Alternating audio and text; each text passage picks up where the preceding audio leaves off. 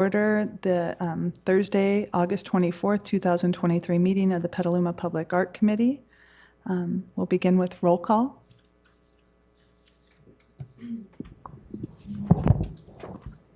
Cold Iron. Cold Iron. Present. Mooring. Here. Smith. Here. Diggs. Here. Rizzo Simmons. Here. Chair Abercrombie. Here. Today we acknowledge that our City of Petaluma committee work involves the unceded land that is the ancestral homelands of the Coast Miwok people. We would like to express our gratitude and appreciation to those who stewarded and continue to steward this land. We pay our respects to the past, present, and emerging elders and citizens of the community of the Coast Miwok here. We will now move on to approval of minutes. It's our meeting item number 1. Does the committee have any comments or changes to the following minutes from July 27, 2023? Chair, one quick question. The general public comment. I'm sorry. It fell off the annotated agenda. Sorry about that. We will now open general public comment. If anybody from the community would like to speak to anything that's a non-agendized item, please approach the microphone now.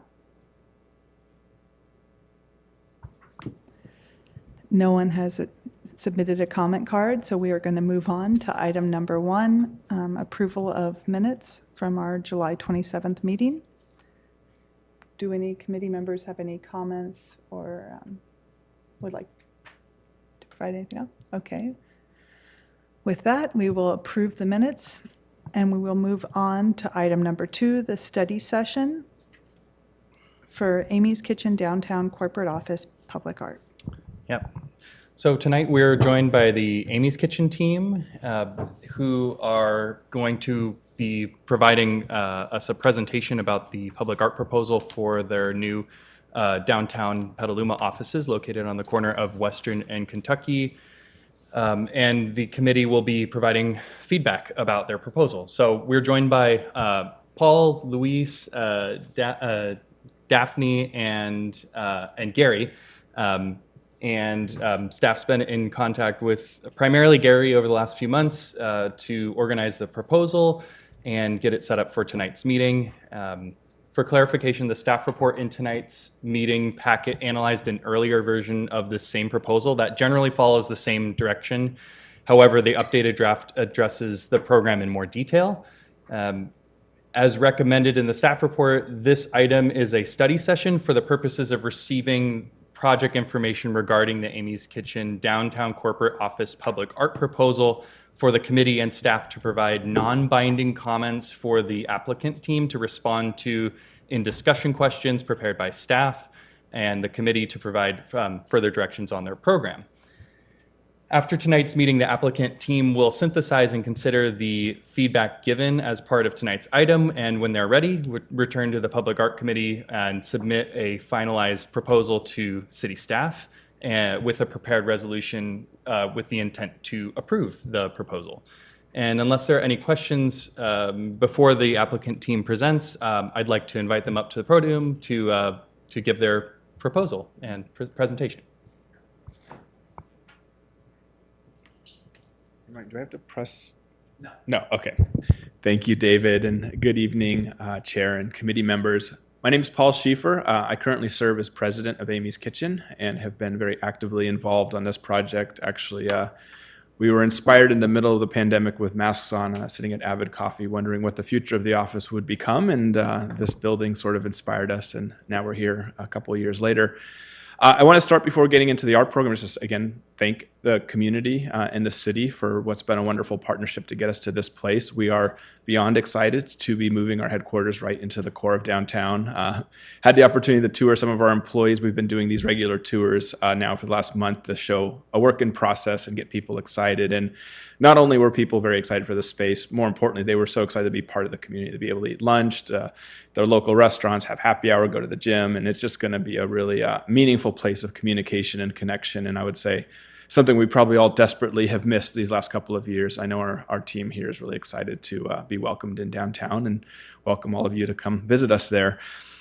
So when we thought about the public art program, of course we have an opportunity just to pay the fee in lieu, but we really felt like this building specifically, given its heritage and its legacy to the community, always had a really strong interface with the local community. And even if you weren't shopping in the department store, you saw the windows, you saw the merchandise, and it became something to look at as you walked by. And so we have two wonderful creative directors. They couldn't unfortunately be here tonight, but they got very inspired to see how could we bring some of that heritage forward, but in a way that kind of fits what we're using the building for today, and hopefully meet some of the goals of the Art Commission here in Petaluma. So excited to walk through it.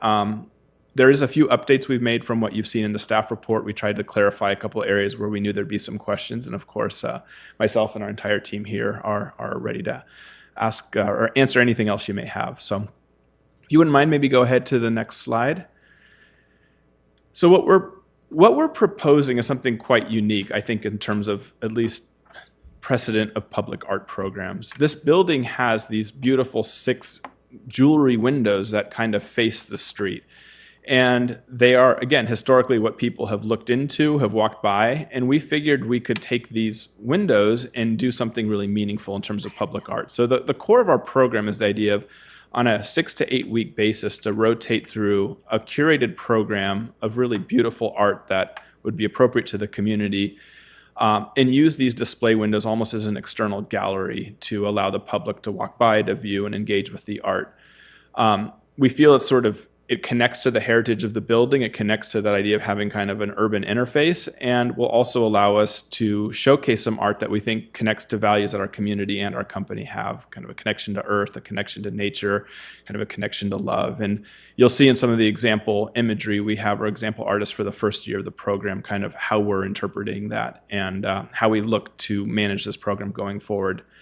I'm trying to remember what's order and what slide, so I might duplicate myself on a slide, but just the intention of this is to both showcase local artists who really can use this as a platform to get exposure, but also a way to bring international and regional artists to Petaluma. Let Petaluma show up on their map, and also bring some really inspired art forward from a variety of places that still meet those values.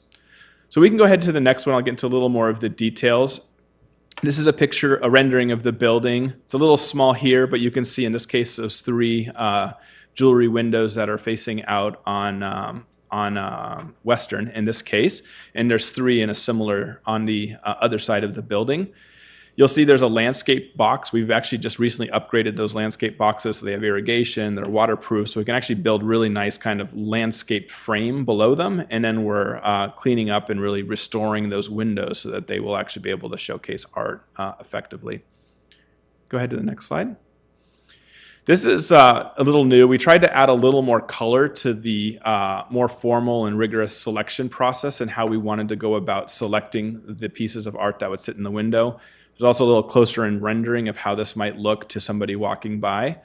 For us, it's really important that we source art from a very diverse set of artists. We want people with, we're going to call them professionals, those that have significant experience, background, training. We don't see this necessarily as just your first ever attempt. We want people who have some credibility in the art community, so that, again, we have art of quality, but that's also it's very inclusionary, and we can find people from many areas of the art world to host their art here. We'll look at this based on artistic merit, or the team who's looking at this, doesn't include myself personally. Ability to really have art that will work in that public space, again, something that's good for all age groups and eyes. A location of where does that artist come from, again, with an idea that at least 2 of these rotations will be local artists, but the others may include national or international artists. What kind of reach and medium are they using? And then, as I mentioned before, really a connection to those values around the earth, around nature, around love, and something that really we feel will be interesting to our local community. We have planned to build a committee that is both internal and external. So our co-founder, Rachel, is a longtime watercolorist artist, a study of art. She loves this. This is a bit of her space. We have 2 creative directors. They actually work with an outside creative agency called Clark & Riley. They're not Amy's employees, but they're very connected to the international art scene, and they have actually a a resident artist on staff who will be part of the curation process. And then we have an outside community member, Mary Stubbs, who's agreed to form on this committee. The other thing in the so kind of the way the process will work is each year we will, this first year we've already gone through this process to kind of explore if this was possible. So I'll show you kind of at least the core of our first year rotation. But for year 2 and year 3, the idea would be in the summer we'll have a broad call for artists, which will go out locally and more broadly. There are some intentional outreach to artists we know that are interesting and might bring something that we like forward. So we'll also do some directed outreach. And then we'll curate kind of a sample selection. Also make sure that these artists want to work for us for the way that this arrangement works. And then in the fall of 24 and in the fall of 25, we'll make the selection for what the next year will look like. Each year we'll also review, kind of the investment, the impact. We'll talk about it here in a moment, but we plan to have little QR codes that allow people to connect to a profile of the artist so we can track how many engagements we're getting and any other metrics that would make sense within the confines. Obviously, it's public art. We're not putting cameras to track people, but whatever we can harness around kind of the energy around it, we'll be able to bring that out to a annual kind of impact report and also highlight, kind of the investment we've made. And lastly, one of the things we found certainly for this first year and would continue is that a lot of these artists are also very excited to post this opportunity on their social media. And again, bring some external energy to the public art program here in Petaluma. Go ahead. So these are some examples of the artists that we have already began outreach with for the first year. Poppy Dodge is a local Petaluma artist. She would be our very first rotation is what we have in mind. And you can see some of the other examples. I think these were in the packet we sent earlier. But again, US-based and a couple international-based artists who, frankly, at least the 2 international ones, had never heard of Petaluma until this project began. And I think were quite inspired by this idea and hadn't heard of anything like this in their work prior. Go ahead. We recognize the budget we sent in for the staff report was just the artist stipend. We didn't actually cover any of the other costs of the program, which our intention as Amy's was to pay for that above and beyond the actual financial commitment that's required. I think we really believe in this idea a lot and think it would be a really meaningful way to connect with the community. So we're willing to put in more into this than I think we mandated have to. So this really goes through all of the costs. Again, what we shared was just the stipend, which will be from $1,000 to $3,000 per artist. And we'll have to make some decisions on what's 1 and 3. It's never easy, but generally I think some of the more international acclaimed artists might need to have a higher stipend. But our annual spend would be, or over 3 years, is targeted to be $52,000. Again, we would report on that every year. As I mentioned, we work with an outside agency, so we don't have internal curation staff. So Clark and Riley, the design firm, we would be paying them $8,000 a year to kind of manage the artist connection piece of it and bring kind of the package forward to the committee. I forgot the technical term that Bridget told me this morning on how we're going to print this, but we aren't putting original pieces in. We're concerned that the UV light would damage them and reduce their overall volume. So we're actually going to we'll have a very high quality, and I forget, you don't remember what she called that, right? Okay. I can't remember what it was, but it was a pretty, obviously by the cost of this, not a Kinko's style print. I mean, it's a fairly expensive way to print these to really make sure we get, the colors to pop and really be as true to the original artist intention as possible. We also plan, we have a contract to keep the gardening and all that right. As part of that contract, we'll make sure that we keep those windows crystal clean. And if there was any graffiti or anything that would diminish the view of the art, we would have a contract in place to keep that clean and tidy.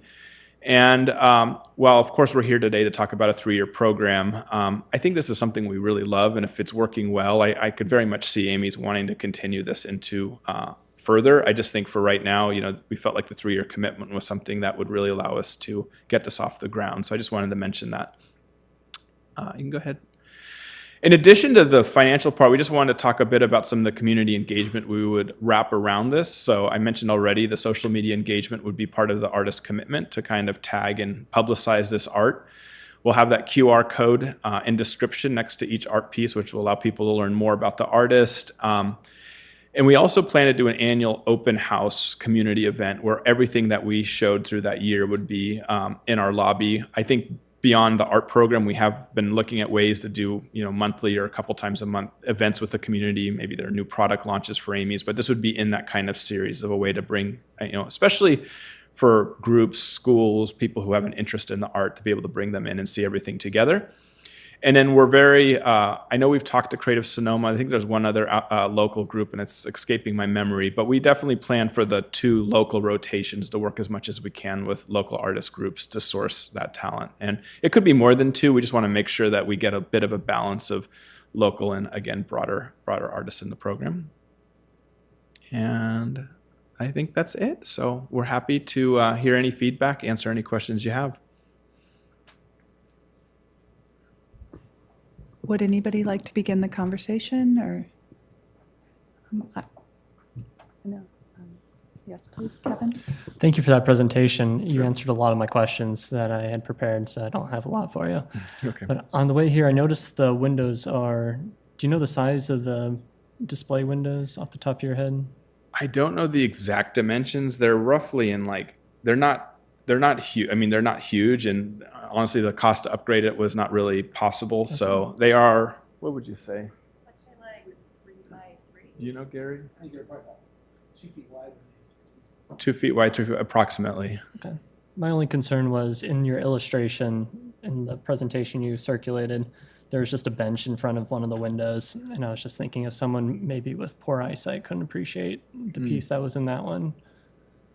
It's a city. I A think city it is a bench. city bench, but we'd be happy to talk if you think that's Oh, no. I Yeah. just thought it was worth mentioning. okay. Thank you. Sure. I know, I have some comments. I really appreciate the efforts you put to tie this into the space. I love that building. I love like having a deco building really memorialized downtown, and the fact that it was Carithers and that layout still looks very much the same from the outside is lovely. I also really appreciate that an anchor tenant is filling a space downtown that won't cannibalize existing businesses and will extend to feed into those businesses and help them succeed. So I really appreciate the ingenuity in placing your headquarters there. One thing that really hit me a little bit, because we've seen businesses do their own before, and the approach has often been something that really ties into their own marketing. And so I've looked through your branding, and a lot of it is a little repetitious with some of the artists. And so my concern was that it might read a little bit like advertising. And I understand the wanting to go towards a food-based, farm-based, localized appearance. But I also think for us from public art, it doesn't necessarily check that for us as something that really is forward-facing to the public. And it might be the scale and that bench, like it just kind of felt like it was a couple layers of separation from the art also. I love the idea of the plantings and using those porticos, but the scale of it was a little hard. You know, I hate to admit that, and I'm sure you saw that in your own presentation. And I just wanted to put out there, like, I love every element of rotating artists, using international and local. I think all of that sounds fantastic, and it promotes your brand in a really great way, with not necessarily being derivative of what makes your brand feel holistic. But something about that building for years that's really hit me is it's a giant landscape in and of itself. You have a lot of flat space, it's white, it's reflective, it's beautiful, and we've never had a piece in our community that was projected on a building.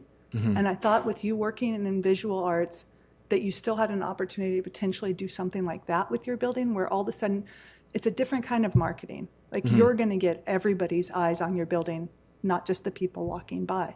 So you could do both. Or, you know, I just wanted to put that out there because you really have so much potential that nobody else downtown has on their building.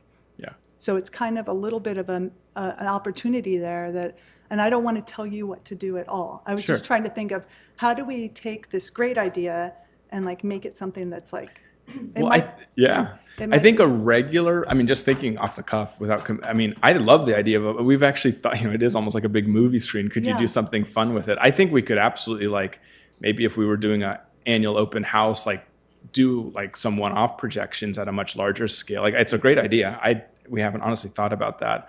I know there was, we've also gone through the historical preservation piece. So there was also a lot of keep it simple and basic. So I think we've been trying to balance, kind of the different perspectives we had on what's possible with the external facing piece. But I think it's a really interesting idea. I love And I definitely am not telling you guys what to do. No, I understand. It's just an opportunity that's Yeah. presents itself so openly, and it's also can be turned off. Yeah. So it's not a permanent thing. Yeah, along those lines, thank you all. Now, is it working? Okay. Thank you for your presentation. That building is so in need of an occupancy and some life down on Kentucky Street. That's fantastic. And I love the consideration. I love that you've preserved this opportunity for art. It was already there. Let's keep it going. You know, it makes a lot of sense.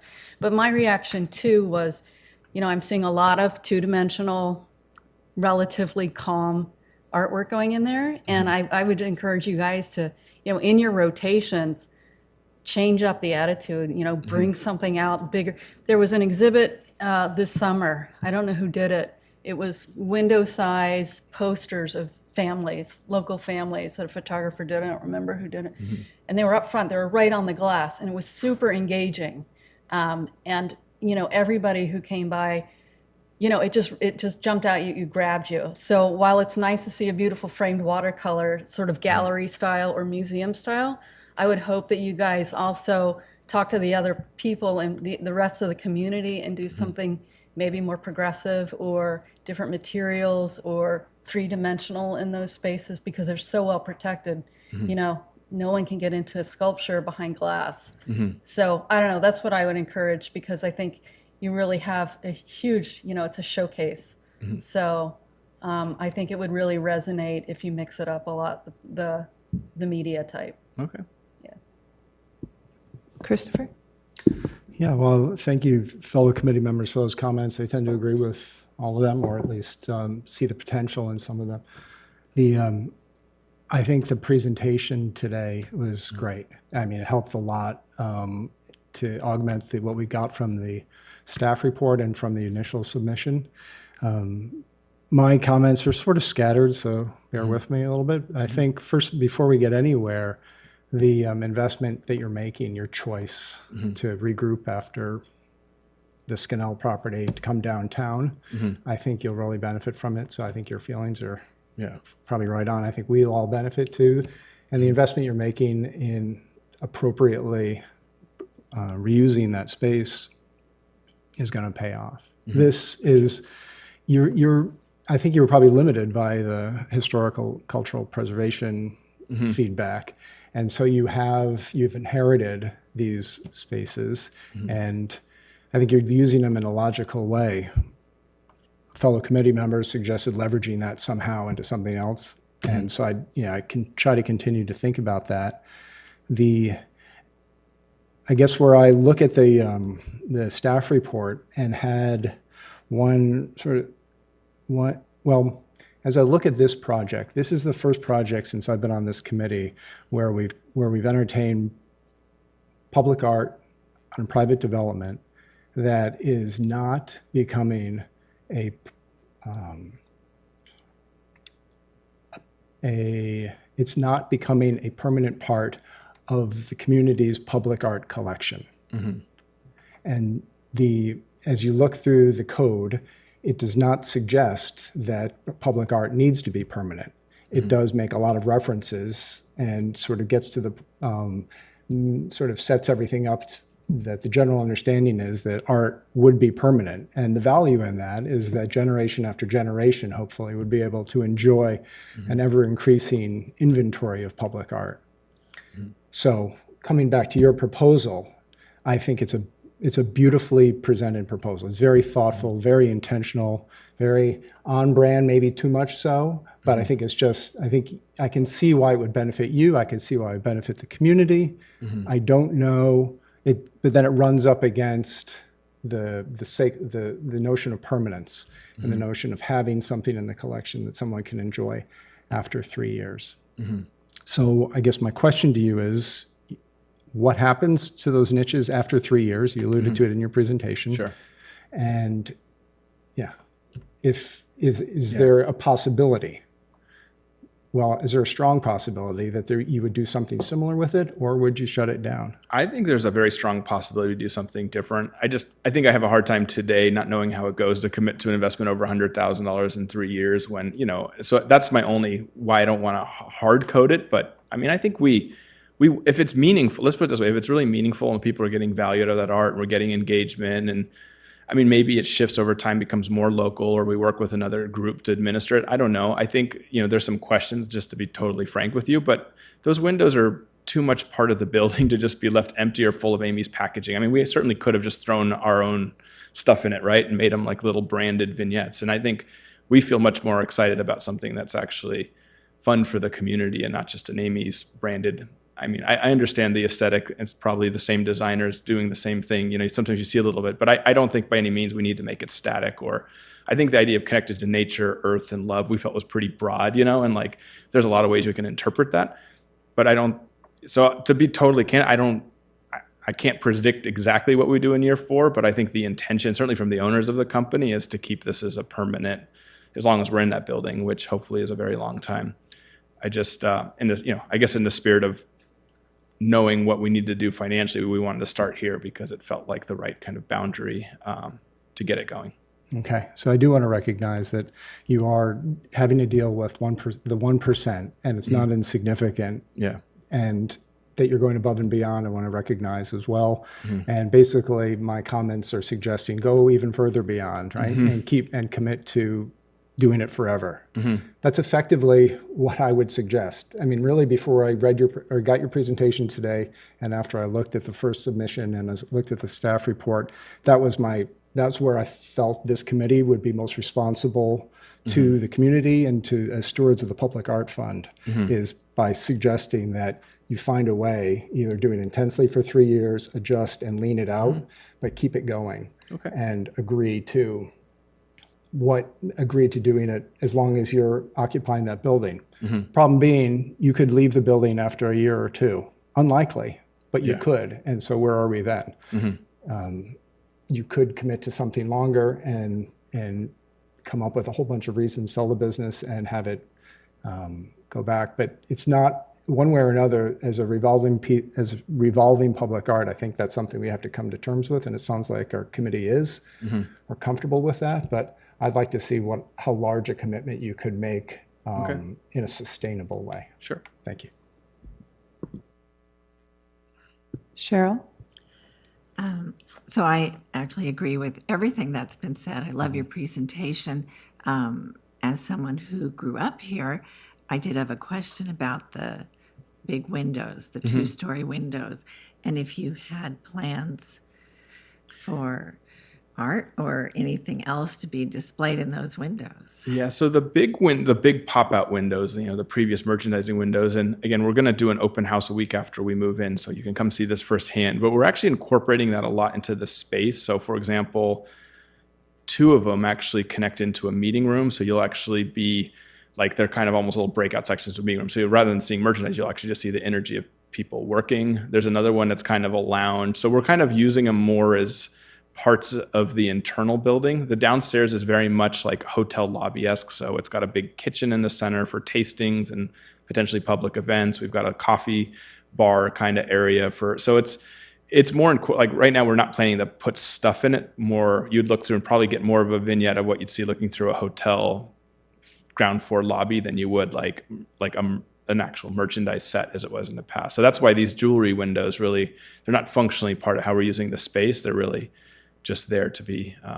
So yeah, I think you'll see energy in them again, which has been many years where there hasn't been, but it won't be used as like a merchandising window as it had in the past.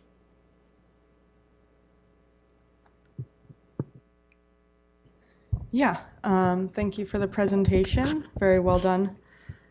I echo similar concerns of just the size of the art. I mean, even I think a movie poster, that you walk by is larger than this, at least based on this mock-up here. Just feels like it's going to be hard to view. And then just thoughts of like extending it after the 3-year. Maybe it could be an opportunity where you provide the space and local artists or high school artists can show their work there, and it's still giving back to the community in a way that their art's being viewed in places that it might not be viewed. And then I couldn't find what the dollar amount was required for the Yeah, I think it hovers right around It's 52,000. 52,200 is the amount, so. Is the amount required by public Required, art? yeah, so if we Okay. didn't do this, we would pay that in lieu, and then we just do whatever Got we it. feel like doing, I guess, with the windows. But I think we Thank- prefer to do this, obviously. Thank you. Yeah. Are there any additional committee comments? Yes, Kevin?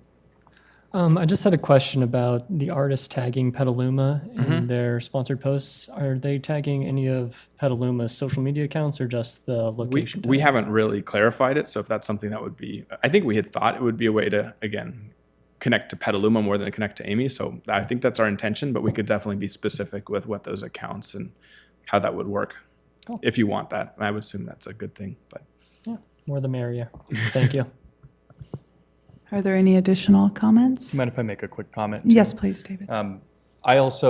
This is less procedural and less about the requirements, and I'm going to try to not inject much personal bias or comment on that nature, but I want to just point out that public art has a really unique way to build community, and I think that it does that through representation and people feeling connected. And so I think something that this body does really well in all the projects that we, let's pretend that you did pay in lieu, we create that public art fund and we commission projects using that money. And we take a pretty good amount of time to develop what the goals, who are we trying to reach, who achieves, some of these fundamental benefits from public art, and how do we get people to feel represented and safe and connected and all these things. So to get to the point, I think your stated goals are really great of,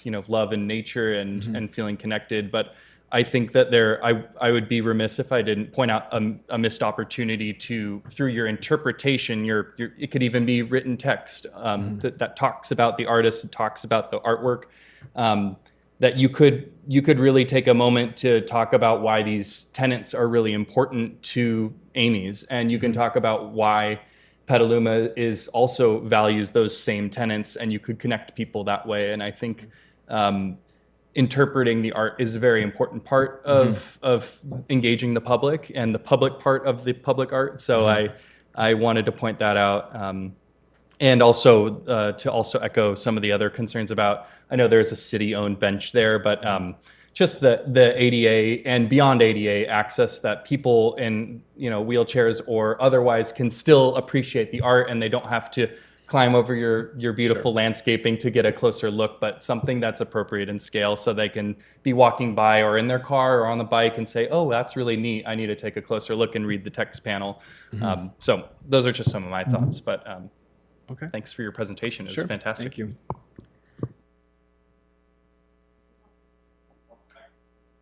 Sorry, I went in the reverse.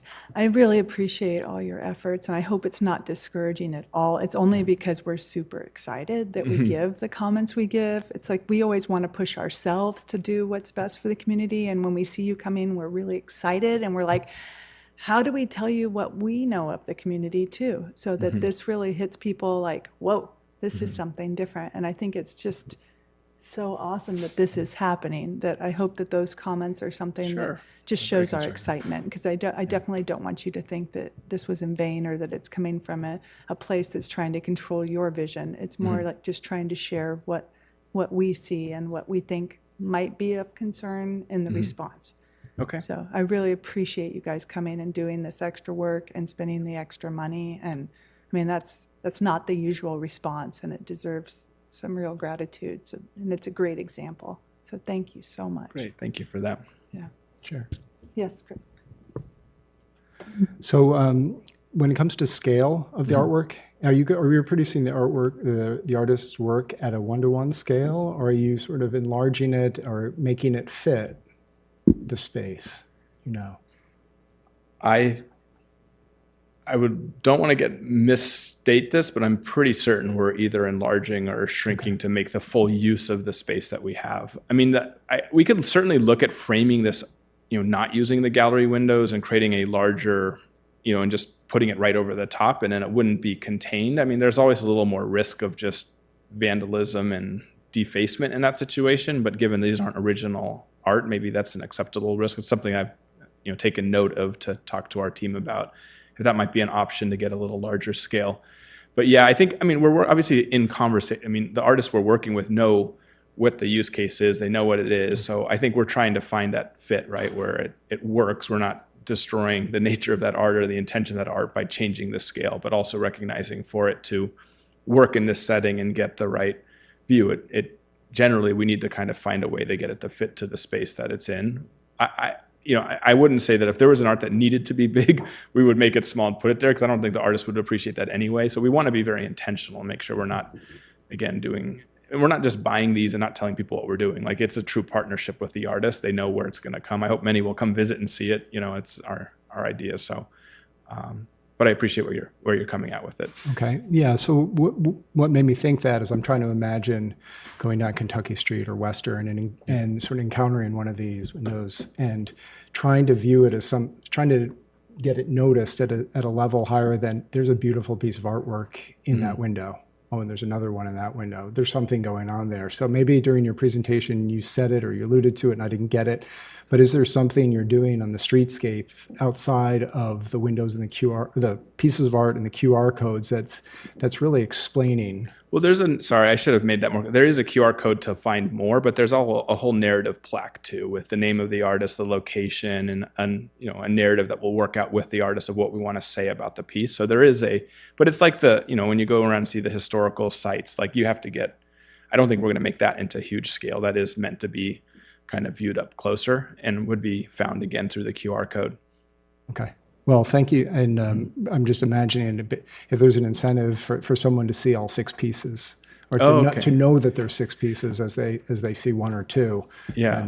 And, we could certainly look at some signposting, or I think we hopefully will try to create a little buzz around this too when we open. As I mentioned, we do plan to do some community-facing events and talk about our entry to the building. The last thing we didn't talk a lot about it, but this annual open house is also meant for a way where we'll take these pieces and bring them into a different environment where you can see it in totality. So we also, though I believe that will technically be on the inside of the building, it will be a public event where anyone can come and participate in to see the whole annual program in one place.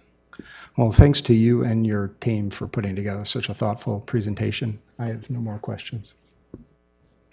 I would like to add one more thing. Yes, Ann. I'm going to wager after 3 years, Petaluma's not going to let those things go blank. It's just not going to happen. I don't think we want them to go blank. I Everybody's really gonna want don't. to And I think continue I've been your program. thinking about what we could commit to that, leave some space to figure out the financial side of it, but creates a commitment to always having non-Amy's branded art of some form. And, maybe we do some years we do it the same. Maybe some years we work with a local group here and they can have the windows and curate it themselves. But I think we can find a way to commit to, at least as long as we have control of the building, which, by the way, we put enough into this, and we don't, and we're a local company. We've born out of Petaluma. I don't see us going anywhere anytime soon. But I think there's a way we could create a forward-looking commitment that might not have the financial level that we're putting in the first 3 years, but certainly the aspirational commitment, and put that into whatever conditions of use we need to make sure that there's some permanence to the idea of public art in those windows. I feel like I need to talk to our team about what exactly that looks like, but I think totally understand the feedback, and I think that's aligned with what we see those being. There's going to be an Amy's sign on the building. People know it's Amy's. We don't need to overdo anything more than that. So I hear you. Okay, thank you for Thank your you. presentation. I hope you guys have a great night, and thank you for your investment in the community. Thank you. Thank you. Good evening. Oh, don't forget public comment. We will now open public comment. If anybody from the public would like to provide comment, please submit a card now. And there is nobody from the public here aside from our presenter, so thank you. And with that, we'll close this item. We will move on to item number 3, officer elections. Thank you. The committee is to elect chair and vice chair for the 2023-2024 year.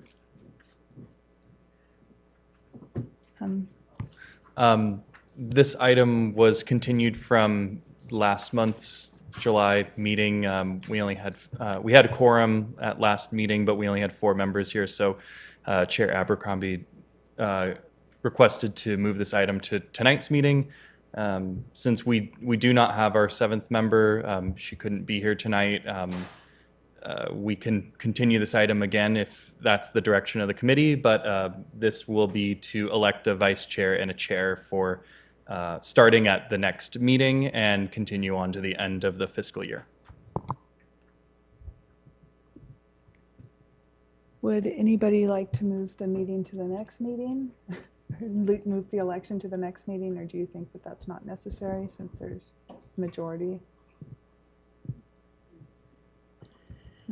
I guess my only concern would be, we don't know who'll be here next meeting, so. That's true. I mean, as long as you don't mind continuing. I just wanted to get a read on everybody, so it didn't come from me. You're fine, okay. And would anybody like to make a nomination for chair for next year? Or vice chair? We could start with chair first and then do vice chair. Yes, Cheryl? I move that Melissa Abercrombie continue as our chair. Thank you. Yeah, I'll second that.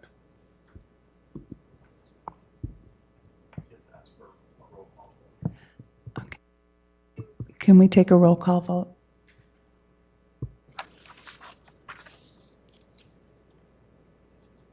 Cold Iron, Yes. Mooring, Yes. Smith, Yes. Diggs, Yes. Rizzo Simmons, Yes. all voted in favor. Okay. There may be that I might not be able to attend all the meetings in the future, so that was my concern with being chair next cycle, and also because I have been chair for 2 years. It's something that I've seen serving on many boards and committees that I don't want there to be dominant leadership because it doesn't create an institutional chain of people being proficient enough to lead meetings in the future. I want us to all develop voices that are confident to do this. So that's my only apprehension for right now. Don't know if that sounds clear to everyone. So correct me if I'm wrong, you were just voted chair, though? Right? Yes, So I you- was just okay, voted chair. You're good with it. Yes, for now, I'm good with it, but I may have to step away from chair at some point this year. In the event that you do, whoever is elected vice chair would take over effectively unless you choose to hold another election. Okay, thank you, and I really appreciate everybody's confidence in me. I'm not sure if it's always deserved, but I'm very grateful, so thank you. Can we get a nomination for vice chair?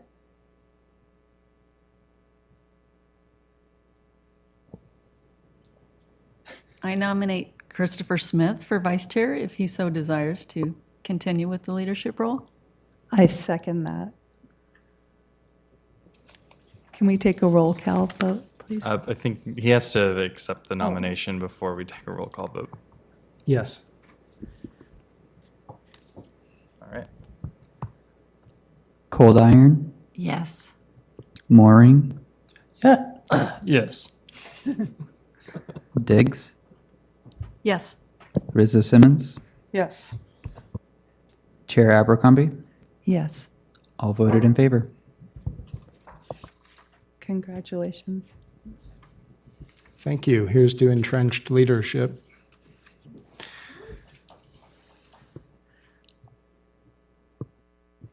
I'll now open public comment if anybody would like to provide public comment or feedback.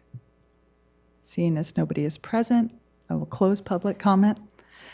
And we will move on to item number 4, the Kenilworth Playground Public Art Project Ad Hoc Subcommittee.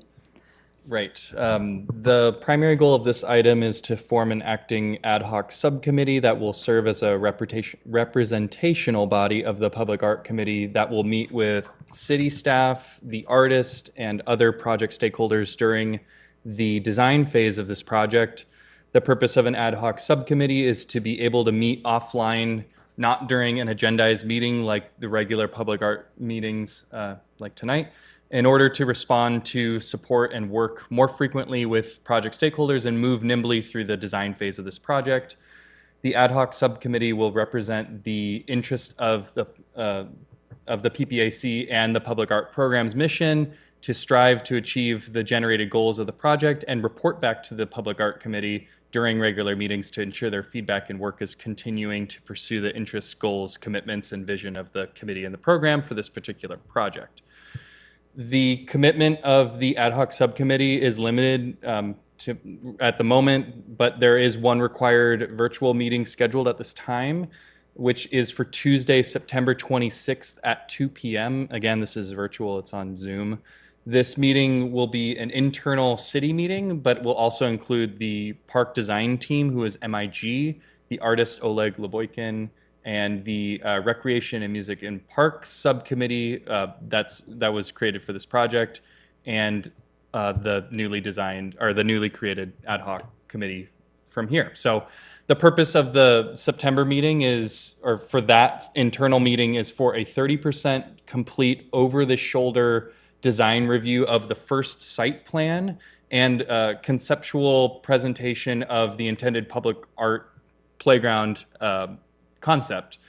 And the ad hoc subcommittee will join us for a review and provide comments and feedback for the artist and for the park design team and for city staff. And that will all be synthesized to be included for our joint session that is lined up for October 18th for this project. So that's the commitment at the moment. There may be other meetings in between, but as a reminder of the timeline of this project, that it's aiming to go before council in early 2024. So primarily most of this work of this ad hoc will be between now and then. And if there may be some other tasks and duties that may be residual after that as well. But if everyone's clear about what the ad hoc subcommittee is doing, I'm happy to answer any questions, but I'll hand it back over to you. And thank you. Thank you. For clarification, Hannah can't be on it because she's on the RMPC. Is that? Yeah, I think that you could serve, but I think traditionally the RMPC representative isn't expected to serve on public art subcommittees for the reason of she has other commitments with RMPC as well. But I don't think she's barred from it either. Okay. And then committee member Cold Iron expressed that she was recently placed on another committee that's going to require a lot of her time. So we're a little tiny bit limited, but I wanted to see if anybody, we're going to have 3 members, so if anybody is interested in serving on this, I'd love to hear from you. I'd be interested to participate on this subcommittee. I'm not a professional by any means. This will be my first committee, so I'll take it as a learning role and contribute what I can. That's all we ask, so thank you. I'm happy to serve on it in the time being to kind of help since I have served on a lot of them lately, I'm happy to help out and get that. Can we get a third? I would love to do it, and I'm sure you would too. So, No, I'm happy to defer. I'd love it sounds like a great trio that's just been nominated, so. so then I would be sitting on it. Okay, that sounds great. I'd be happy to do it. And I'm happy to step away if you want to do it. Okay, so I guess the ad hoc subcommittee would be Anne, Kevin, and myself. Okay. Oh yeah, do we Okay. need a motion in a second? I'll make a motion for the subcommittee. To be be committee member Diggs, Yeah. Abercrombie, and Meringue. Yes. I second that motion. Perfect. Thank you. I believe we don't need public comment for that, do we? No, Christopher? I think we should open and close public Okay. comment just to be safe. Would you like to say anything Oh, additionally, did you have a Chris? comment, Chris? Okay. Anyone else have a comment? Okay. I'll now open public comment, and I will now close public comment. And now we will move on. We'll close item 4, an open committee comment. If any committee members would like to provide committee updates, including ad hoc subcommittee comments. I do not have any at this time. I'll say something about what David Ward said regarding the representative from Recreation, Music, and Parks and being on an ad hoc subcommittee. There is precedent for that. In fact, there's precedent for the representative being the chair of this committee as well. So, Okay. Very enticing. Are there any other comments, feedback, opportunities that you might have seen in the community? Okay, and if anybody would ever like to provide a presentation on what they've seen public art-wise within the community, like Christopher and I have in the past, we really welcome that, because I think a big part of our role is also to provide education and information to the community, because not everybody has the opportunity for exposure, and I think it really helps build our program to showcase what other communities are doing and how they're finding success in their programs. With that, we can close. Chair Yes, Abercrombie? Yes, Chris. More comment from me. This is, we've had committee members, obviously you've been to Burning Man, but this is, but committee member Meringue is going this time, or for the next 10 days or so.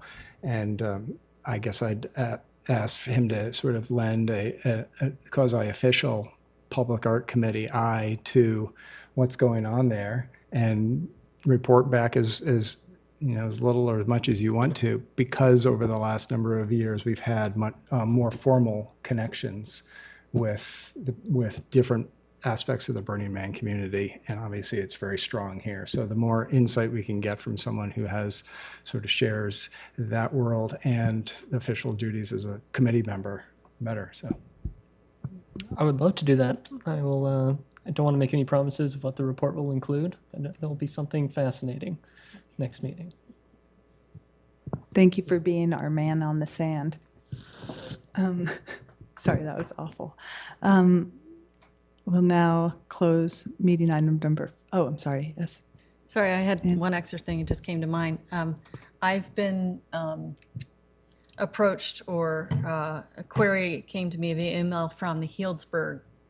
They're putting together their own arts council, public arts committee, much like ours, and they're asking for guidance. So if anybody would like to join me in speaking with them or sharing information, I mean, some of you have a lot more institutional knowledge than I do. So I would welcome your input, and we can just talk about that afterwards.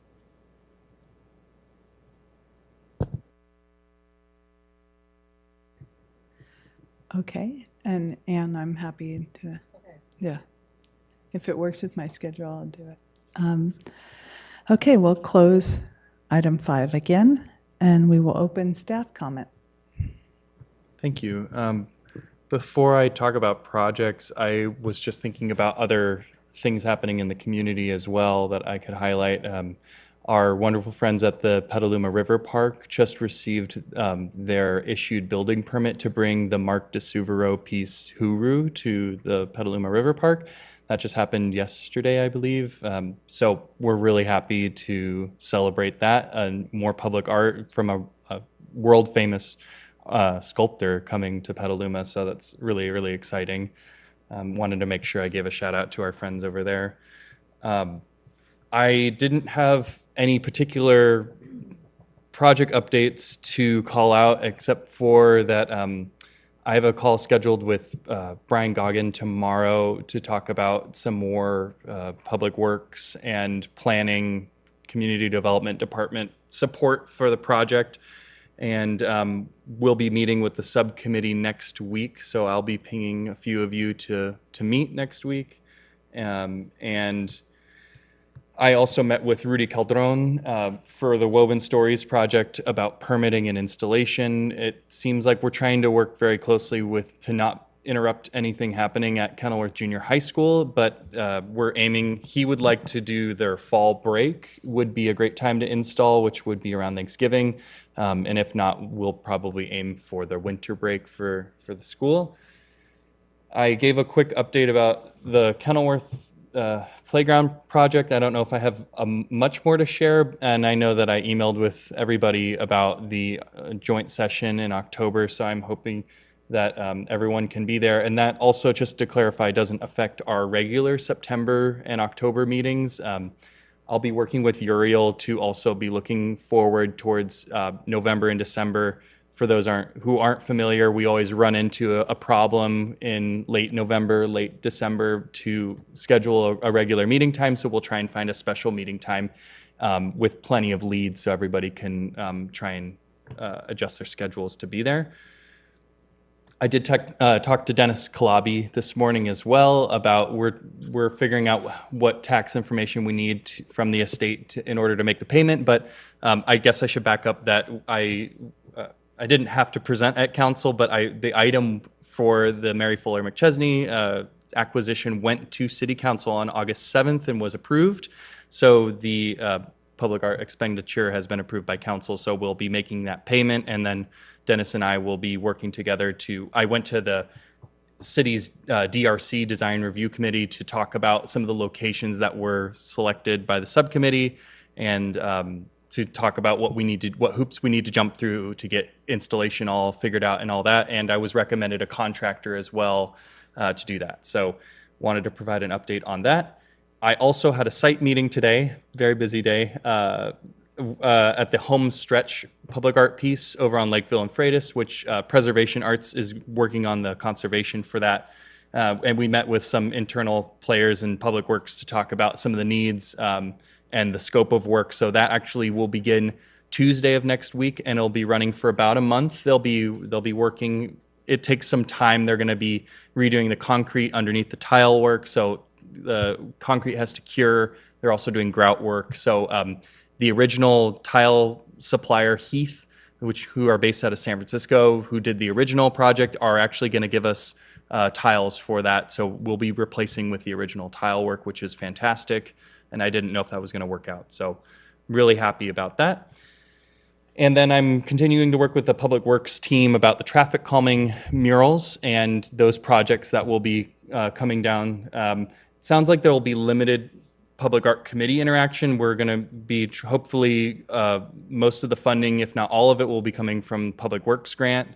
And we might be moving forward with presenting this opportunity, this series of projects to one artist who can lead the charge and help organize the community engagement behind it to incorporate local schools, after-school programs, and other youth programs and aspiring artists in the community. So I'll share more as that starts to come to fruition as well. And we're also meeting, Christopher and I will be meeting with Sandy Reed about the landscaping plan for the River Arch next week as well. So happy to be able to report back on the remaining landscaping and benches that, singular bench, I guess, and the fragments that will go at the site. And I know that the committee is still interested in talking about the David Best bench that he did create. And I think the price that he gave me was $1,200 to acquire that. And I don't know where exactly it fits in the site plan, but I'm hoping to learn more and share that with the committee at the next meeting. Unless there are any other questions about the projects, I also wanted to share one other small, large or small, I guess, however you want to cut the cake. But I wanted to share some personal news with the committee that this meeting or the October meeting will unfortunately be my last meeting with the Public Art Committee. My family has relocated out of state, so we're in the process of moving, and so I will be transitioning out of this role. And it has been a pleasure working with all of you, some of you for longer than others, but I just wanted to be clear and transparent with you all, and I hope we get to cross paths again in the future soon. So that's my committee or my staff comment. Yes, Cheryl? David, can you repeat what all the upcoming dates are, the extra ones? There's only one for the committee. You're talking about special meetings and things like that? Yeah. I thought there were two. Okay. One is for the ad hoc subcommittee, but that will only apply to Kevin, Ann, and Melissa. That's in September.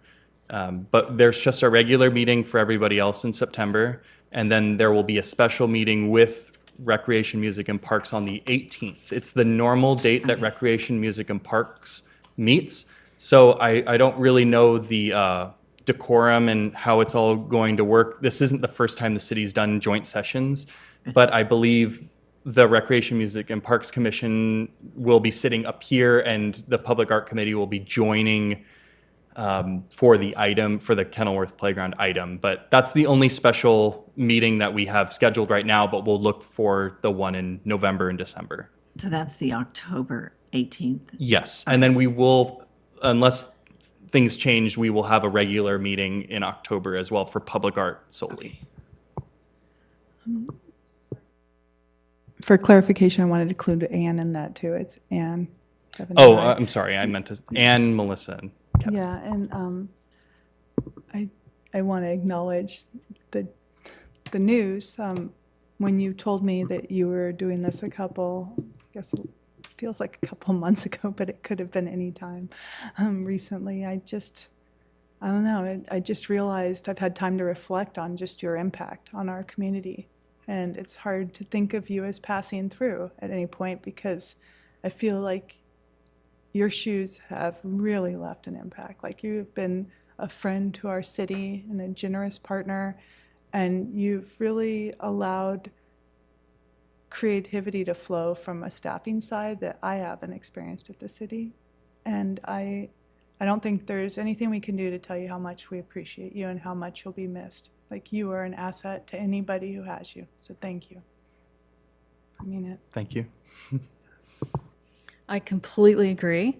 And it's going to be very hard to fill your shoes in your role, which of course leaves me wondering, has there been any indication, is the city or M Group looking for a replacement, or how will that be handled? Yeah, we're working towards that. I don't have a ton of information to share. I want to first acknowledge that M Group's been fantastic to work for. They've made this transition for me and my family very painless, and I just can't appreciate that enough. The city's also right there too. I obviously am working through M Group through the city, so they've also been great to accommodate all this. We're trying to work our best to keep me in transition so we don't lose institutional knowledge, and I can transition some of my time to work on process improvements. So when someone does step into my role, we don't have this gap of knowledge and what do we do next, picking up the pieces and playing that game again. So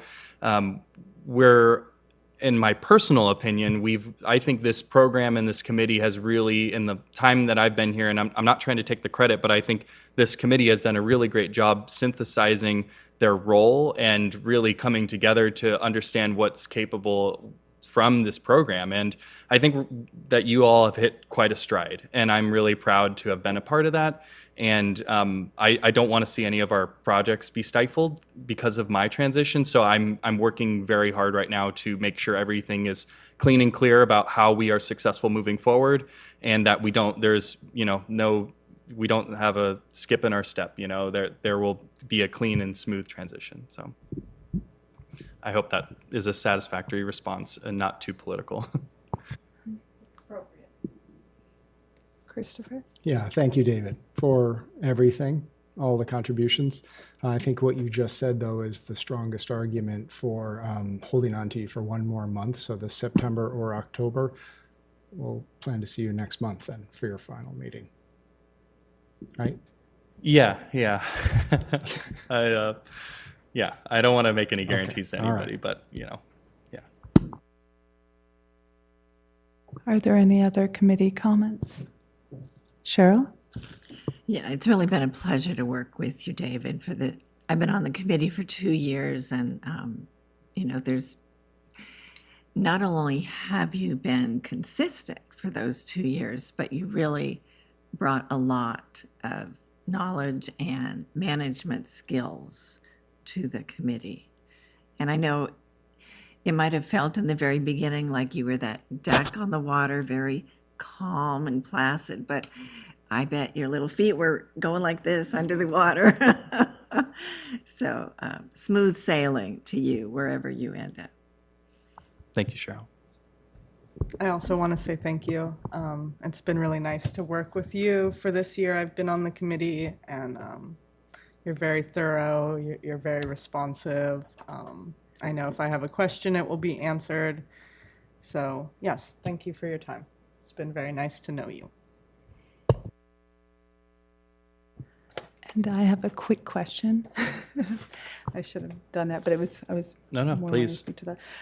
In your comments about the opportunity to purchase the David Best bench for $1,200, I know we've discussed that off the record, but how do we move forward on that as a committee? Because I would like to secure that for the site, and I think because it's like, that's within our discretionary amount we can spend.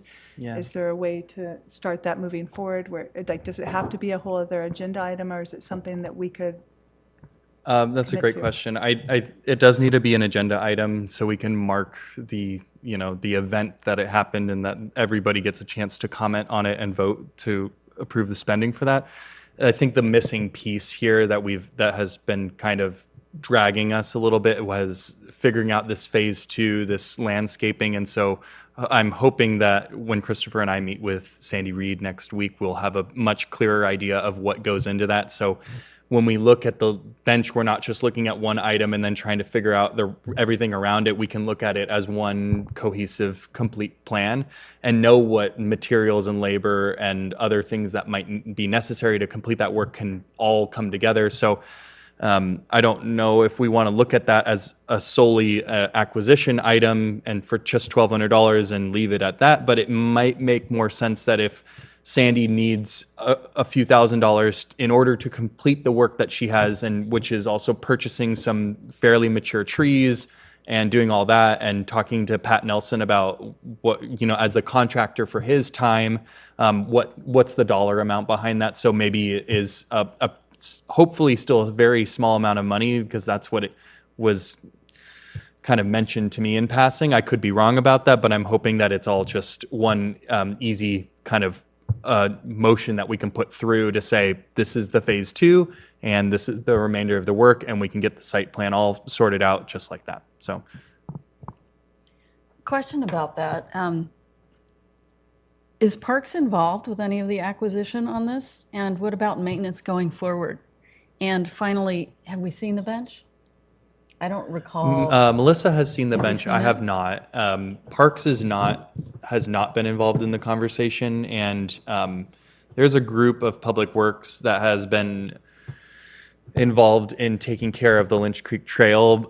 However, from what I've been told, it's more of a community-led effort rather than a city-led effort, because they don't do regular maintenance there. But I know that somebody has clearly been trimming the high grass there and pulling the weeds and things. So maintenance is happening. It's just I haven't figured out who's solely responsible for it, if there is one player.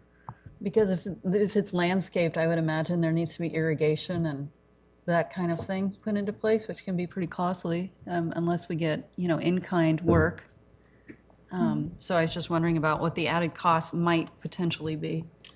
I don't know that it's likely that we would get irrigation on that site. I don't think that that's something that the city's interested in, or that we might be interested in. What I'd been told at the time when we did on-site was that we were looking at a drought-tolerant landscape, that maybe we would do some watering at some point. And I know we've talked to Rebuilding Together at a point that they have a truck available now that can bring in water, because they've been working with Relief to put trees all over the community. So they now have that available. So that might be a partnership that we can foster. But I think for me, I wasn't sure also if we needed, because there's so many parts that need to line up to get this going, like knowing where the lot line is, getting that secured, then being able to know the whole site. I guess just knowing what the pieces are to that site are a priority to me. So I'm excited to hear what Sandy has to say. And if the parts line up, I would like to see that agendized as soon as possible, so we just can have an idea. Because that site, it's like one of those, we did the big lifting and it's been waiting for lighting or waiting for cohesion. And we are getting public feedback about the site, like asking you know, if the bench is going to be there, if it can just be removed. The portions that aren't benches but are on site currently. And so I think we do have to respond to that at some point in a public way. So, yeah, that was just something I would prioritize. Are there any other committee comments, questions, praise for David? Yes, David, it's been very short time that I've known you, but you've been very helpful to getting me on board, and I appreciate it. Thank you, and Godspeed in your next journey. Thank you. Thank you. Thank you, everyone, for your contribution tonight. With that, we will adjourn tonight's meeting at 7:10 p.m. Thank you all.